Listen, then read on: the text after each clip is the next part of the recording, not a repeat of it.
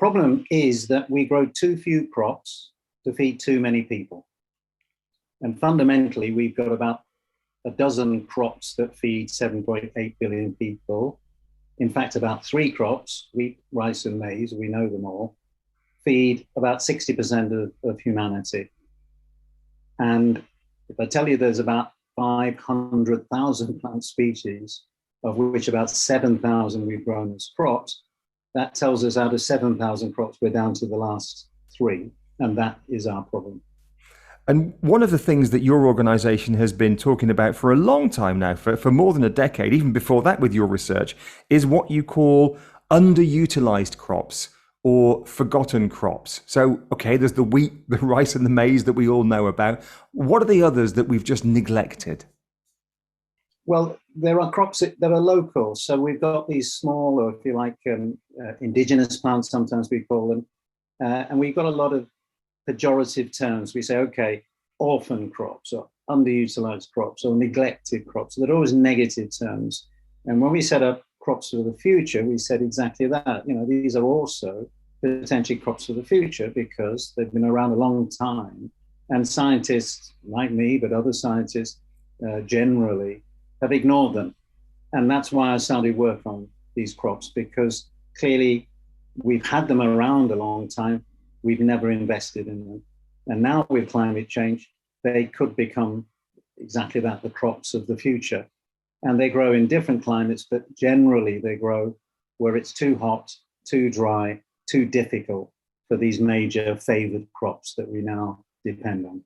Well, there's a couple that you've referred to in your research. There's one that you refer to some research on your website, the Bambara groundnut, which is a new one on me. And also looking at your Twitter feed, you tweeted a recent feature about a crop called Fonio, which is particularly prevalent or suitable to Senegal. Very quickly, pick one of those and explain how that might work. Well, and that could be a precedent. Let me pick Fonio. Bambara is my own favorite, but I'll pick Fonio because there is an incredible chef called Pierre Tian from Senegal.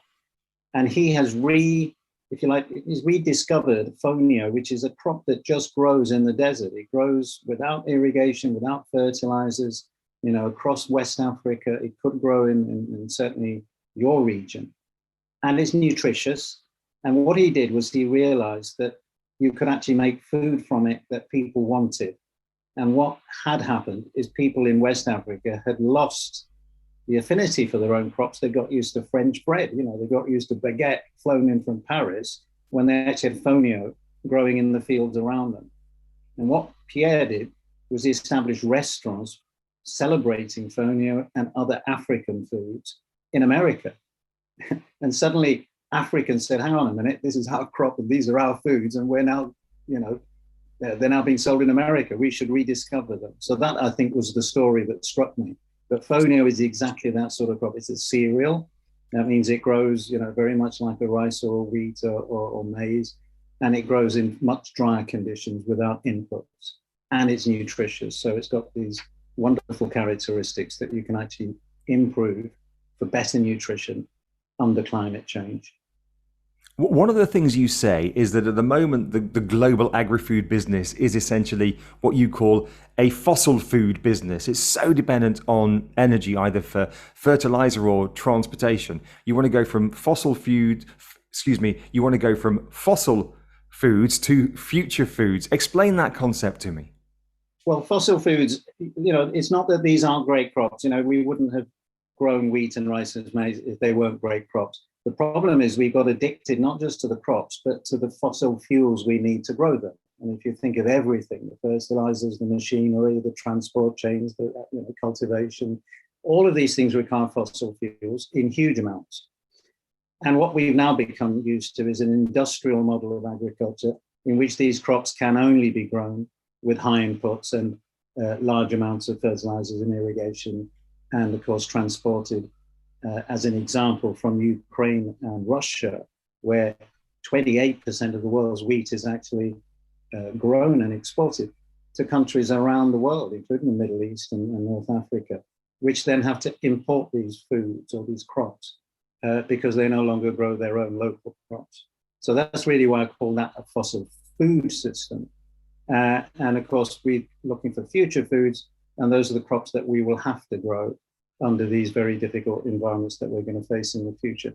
But they don't have to be bad crops. They could be actually wonderful crops if we really invested in them and recognize their potential for the future. So one of the great things about the three that you mentioned, rice, wheat and maize, is that there are economies of scale. They're grown at such scale that we've become incredibly efficient. Convince me that we can reach that level of efficiency with fairly niche crops like Fonio or the Bambara groundnut, one of your favorites, and hundreds or maybe even thousands of others. Can it viably be done at the scale sufficient to solve the problems that you so eloquently illustrate?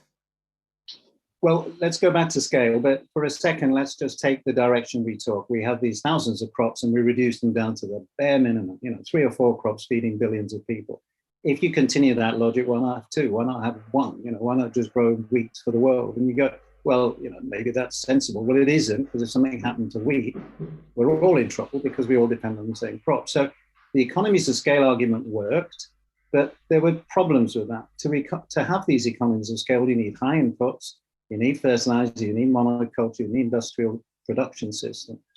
And for that, of course, you need an infrastructure that's suited to those 3 or 4 crops. Now, when we talk about scaling up, and I'd make this point particularly for your region, we need to rethink what we mean by agriculture. Now, if I asked you what do you think of agriculture, you probably would say, well, it's pretty old-fashioned and there's probably some farmer in a field far from here, and it's a generational thing, but it's very traditional. It's not really a modern industry. Well, you take a country like Singapore and of course Dubai now, I notice the Emirates has actually has just established the biggest vertical farm in the world. Well, that's a different kind of agriculture, isn't it? And that's producing food and it's scalable. It's feeding or producing huge amounts for consumption by airline passengers, but it could be the same for consumers. If we rethink agriculture, we can bring in young people, digital native, savvy people who can actually see agriculture as a business opportunity. And then scaling up is a different thing than big fields with big machines producing the same crop all over identical systems. So I think what the ultimate word I want to use is we've got to diversify. And scaling up doesn't mean economies of scale just for those big few crops, but it means variations in the way we actually grow crops and the crops we produce for different circumstances and different environments. They could be urban, they could be rural, they could be farms, they could be vertical, they could be reusing some of the huge infrastructure left empty now because of COVID and people working from home. It needs a different mindset to sit down and say, agriculture doesn't have to be farms in fields far from where we live.